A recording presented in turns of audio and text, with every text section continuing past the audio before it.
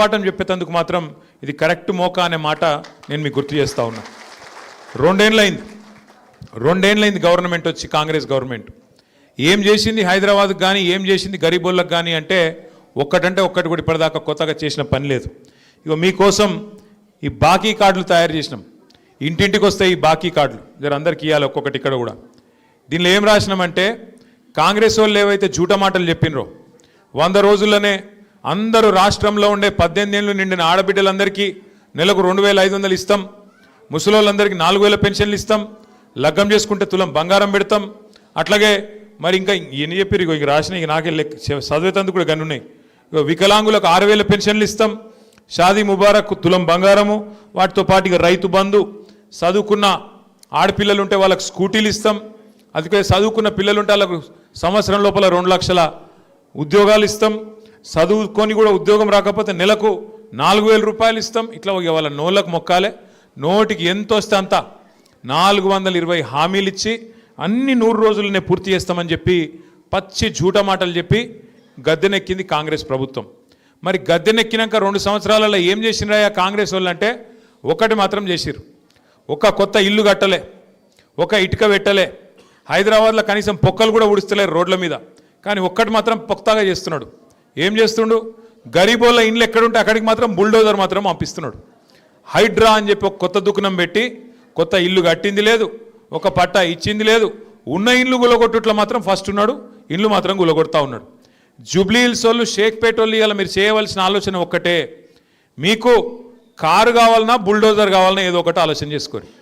మీకు కారు కావాలంటే టీఆర్ఎస్ గెలవాలి, కేసీఆర్ గెలవాలి, గోపీనాథ్ భార్య మాగంటి సునీతమ్మ నిలబడ్డది, ఆమె గెలవాలి. ఇక మీ ఇంటికి బుల్డోజర్ రావాలి, హైడ్రా రావాలంటే మాత్రం పక్కా మీరేం చేయాలనో అది చేయండి. నేనేదో ఇది మిమ్మల్ని భయపెడతానికి చెప్తలేను, ఉన్న వాస్తవం చెప్తున్నా. ఉన్న వాస్తవం ఏంది ఈరోజు అంటే, ఇవాళ మీరు చూస్తే రేవంత్ రెడ్డి ప్రభుత్వం, కాంగ్రెస్ ప్రభుత్వం వచ్చినాక కోర్టులంటే గౌరవం లేదు, పేదవాళ్ళంటే గౌరవం లేదు, మీ దగ్గర కాయిదాలు ఉన్నాయా కాయిదాలు లేవా పట్టి లేదు, ఇష్టం వచ్చినట్టు గుడ్డెద్దు చేన్ల పడ్డట్టు పోయి ఎక్కడ పడితే అక్కడ హైదరాబాద్లో నిన్నగాక మొన్న కూడా గొలగొట్టిరిపోయి గరీబోళ్ళు ఇళ్ళల్లో వండుకునే అన్నంను తన్నుడు, వాళ్ళు పిలగాళ్ళు పెట్టుకునే పుస్తకాలు వారేసుడు, వాళ్ళ వాటర్ బాటిల్ వారేసుడు, ఎక్కడికక్కడ గుడిసెలు గులగొట్టుడు, రేకుల షెడ్లు గులగొట్టుడు, ఆగమాగం చేసి రోడ్డు మీద ఉండే బండ్లను కూడా ఆఖరికి ఇష్టం వచ్చినట్టు ఎత్తవతల వాడిస్తున్నారు, ఎక్కడికక్కడ కూలగొడతా ఉన్నారు. అందుకే నేను అంటున్నా, మీకు కారు కావన్నా బుల్డోజర్ కావన్నా ఆలోచించుకునే సమయం ఇవాళ జూబ్లీ హిల్స్ ప్రజలకు వచ్చింది. ఇంకొక మాట కూడా నేను మీకు విజ్ఞప్తి చేస్తూ ఉన్నా. ఇప్పుడు ఈ ఎన్నికల్లో వాళ్ళకు సురుకు పెడితేనే, వాళ్ళకు గుణపాఠం చెప్తేనే వాళ్ళకు బుద్ధి వస్తుంది. ఇన్ని రోజులు చేసిన మోసానికి ప్రజలు కోపంగా ఉన్నారు అనే సోయి వస్తుంది.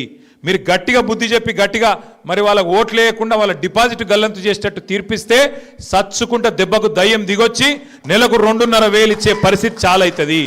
లేకపోతే వాళ్ళు ఏమనుకుంటారు, మేము నెలకు 2,500 ఇవ్వకపోయినా, ముసలోళ్ళకు 4,000 పెన్షన్లు ఇవ్వకపోయినా, తులం బంగారం ఇవ్వకపోయినా, కొత్తగా ఒక ఇటుక పెట్టకపోయినా, హైదరాబాద్లో కొత్త రేట్లు వేసుడు కాదు, ఉన్న రోడ్లకు పొక్కలు ఉడవకపోయినా మాకే గుద్దుతున్నారు అంటే మరి గిట్లనే ఉండాలి, గిట్లనే నడవాలి, మోసందే గెలుస్తుంది అన్నట్టుగా వాతావరణం ఉంటుంది. దయచేసి నేను మిమ్మల్ని కోరేది ఆలోచించమని చెప్పేది ఒకటే, ఈ ఎలక్షన్ వ్యక్తులకు మధ్యలో జరుగుతలేదు. ఈ ఎలక్షను ఒక మోసకారి కాంగ్రెస్ పార్టీకి, నిజాయితీగా 10 ఏళ్ళు హైదరాబాద్ కోసం తెలంగాణ కోసం పనిచేసిన కేసీఆర్ గారి బీఆర్ఎస్ పార్టీకి జరుగుతున్నది తప్ప వ్యక్తుల మధ్యలో జరుగుతలేదు. ఇంకొక మాట కూడా మీరు ఆలోచన చేయాలని చెప్పి కూడా నేను మిమ్మల్ని కోరుతా ఉన్నా. ఇవాళ తెలంగాణలో ఈ 2 ఏళ్లలో ఏం జరిగింది అభివృద్ధి, ఏం జరిగింది సంక్షేమం అని ఆలోచిస్తే మీకు ఎంతెంత బాకీ ఉన్నాడో ఆ బాకీ కార్డులో మీరు చూసుకోవచ్చు. బాండ్ దీజీ, పీచే బేజ్ దీజీ, విష్ణువిచ్చి ఇవి కూడా తీసుకుపెట్టి ఇవన్నీ కూడా మీరు చూడాలా, చదవాలా, ఆలోచన చేయాలా. దాంతోపాటు రేవంత్ రెడ్డి గారేమో అమాయకుడు కాదు. ఇప్పుడు తమ్ముడు మహేష్ ఒక మాట అన్నాడు, 42% రిజర్వేషన్ ఇస్తానని బీసీలను మోసం చేసిండు అన్నాడు.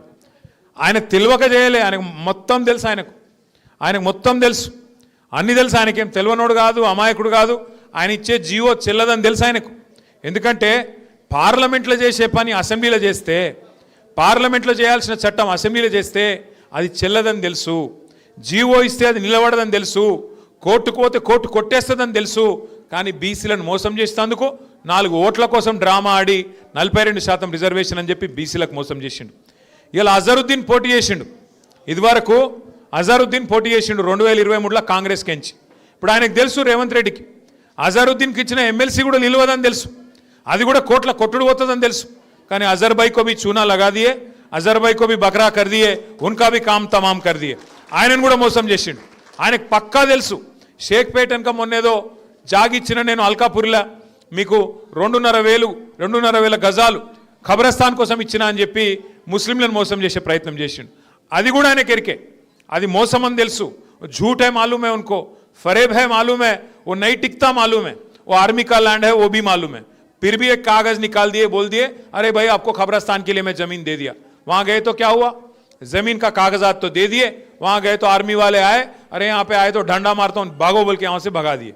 सब मालूम होते हुए తెలిసి కావాల్సుకొని మోసం చేసేటోడే రేవంత్ రెడ్డి.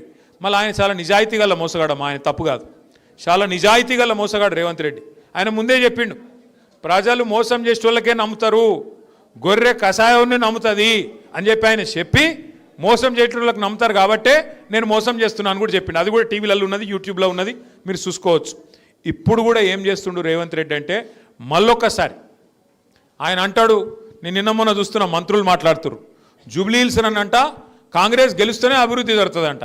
మరి 24 నెలలకెళ్ళి ఎవడునోడు కాంగ్రెస్ కాకపోతే రాష్ట్రంలో అధికారం కాంగ్రెస్ ఉంది కదా, మరి 24 ఏళ్ళకెళ్ళి ఎందుకు ఏం చేయలేదు నువ్వు? 2 ఏళ్ళకెళ్ళి ఎందుకు రోడ్లు వేయలేదు, ఎందుకు మోరీలు కడతలేవు, ఎందుకు ఏం డెవలప్మెంట్ చేయలేదు? ఇలా కొత్తగా ఎలక్షన్ రాగానే డెవలప్మెంట్ అని మాట్లాడుతుండు. ఆయన ఏం డెవలప్మెంట్ చేస్తుంది కాంగ్రెస్? మీరు 65 ఏళ్ళు పరిపాలించారు దేశం, 65 ఏళ్ళు కాంగ్రెస్ ప్రభుత్వమే ఉండే, నువ్వు చేసేడుతుంటే మస్తుగా చేసేడుతుండే. కేసీఆర్ కట్టినట్టు హైదరాబాద్లో 42 ఫ్లైఓవర్లు మీ షేక్పేట్ ఫ్లైఓవర్తో సహా కట్టింది ఎవరు? కేసీఆరేనా?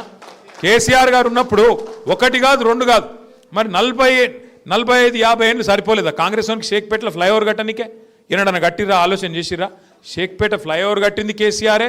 షేక్పేట్తో పాటు హైదరాబాద్ రూపురేఖలు మార్చే విధంగా 42 ఫ్లైఓవర్లు, అండర్ పాస్లు, బ్రిడ్జులు ఇవన్నీ కట్టింది కేసీఆరే. ఒక ఫ్లైఓవర్లు కట్టుడే కాదు, గరీబోళ్ళకు మేలు చేసిండు కేసీఆర్. బతుకమ్మకు చీరలు పెట్టిండా కాంగ్రెస్ వాడు? పెట్టిండా? మీకు స్పెషల్గా పంపిండా షేక్పేటకు? పంపిండా? కేసీఆర్ ఉన్నప్పుడు వస్తుండేనా? रमजान तोहफा मिला के आपको? क्यों रेवंत रेड्डी दिए रमजान का तोहफा आपको? केसीआर देते थे, बतुकम्मा में हिंदू बहनों को साड़ी देते थे, रमजान के टाइम पे आपको तोहफा देते थे. क्रिश्चियन अगर है तो आपको क्रिसमस के दौरान क्रिसमस गिफ्ट मिलता था. अभी इन्हों आने के बाद चल रहा है सब कुछ तोहफा मिल रहा है आपको? कुछ तोहफा नहीं, कुछ नहीं. सारे बैंगन के बातें करना, हथेली में जन्नत दिखा के वोट आ लेना, बस वोट मिल गया, गद्दी मिल गई, गद्दी पे बैठ के चूना लगाना, भाग जाना, बस उतना ही है. बैंगन की बातें समझते ना आप? हैदराबाद में बोलते ना बैंगन की बातें कर रहा है ना बोल के. रेवंत रेड्डी जो है, कांग्रेस पार्टी जो है, बैंगन के बातें करने में माहिर है. क्या क्या बोले? कुछ भी हथेली में जन्नत दिखा के 420 वादे करके क्या क्या नहीं बोले आपको? हर खवातीन को, हर हमारे बहन को 2500 रुपया देता हूं बोले रेवंत रेड्डी. दिए किसी को 2 साल में? आप देते क्या फिर से? हर बुजुर्ग हमारे जो घर में है, जिनको वजीफा मिलता था आसरा का 2000, केसीआर साहब जो बढ़ा के 200 से बढ़ा के 2000 करे, उनको झूठा वादा बोले, झूठा वादा करे 4000 करता हूं बोले. 2 साल हो गए, किसी एक को मिला आज तक? किसी को नहीं मिला. बच्चियों के शादी में बोले 1 तोला सोना देता हूं बोले. केसीआर साहब 1 लाख रुपया दे रहे, मैं 1 तोला सोना देता हूं बोले. मिले किसी को 1 लाख? एक तोला सोना मिले किसी को? सबके सब बैंगन के बातें हैं, 1 नहीं 2 नहीं, ऐसे 420 बोले बैंगन के बातें बोल के वोट ले लिए.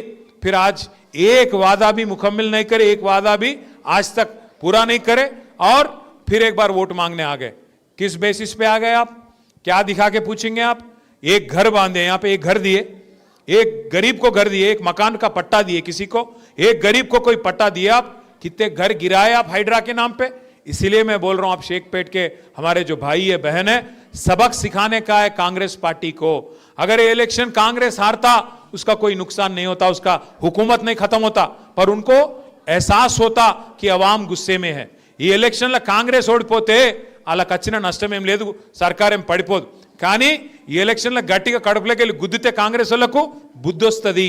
అగో ప్రజలు కోపం మీద ఉన్నారు, 2,500 రూపాయలు లేకపోతే ఆడపిల్లలు ఊకోరు, స్కూటీ లేకపోతే ఊకోరు, జూట మాటలు చెప్పి ఓట్లు దొబ్బి తర్వాత మళ్ళీ మాట తప్పితే ఊకోరు, బుద్ధి చెప్తారు, రేపు అడ్రస్ లేకుండా డిపాజిట్లు గల్లంతు చేస్తారు అని ఒక భయం పెట్టాలంటే, కాంగ్రెస్ కడుపులా బుగులు ఉట్టాలంటే ఈ ఎలక్షన్లో ఖచ్చితంగా కాంగ్రెస్ క్యాండిడేట్ది డిపాజిట్ కూడా లేకుండా ఓడగొట్టే జిమ్మెదారి దయచేసి తీసుకోవాలి.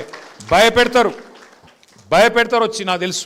ఇక మన బస్తీలకు వస్తారు, నిన్న మొన్నటిదాకా పత్తలేని కాంగ్రెస్ వాడు వస్తాడు, ఇంటింటికి వస్తాడు, అక్క అంటాడు, చెల్లె అంటాడు, వదినే అంటాడు, కోడలు అంటాడు, వరసలు కలుపుతాడు, మస్తు కథలు చెప్తారు. ఇక నువ్వు గెలిపి ఓటు గుద్దు, వస్తూనే ఉన్నాయి పైసలు.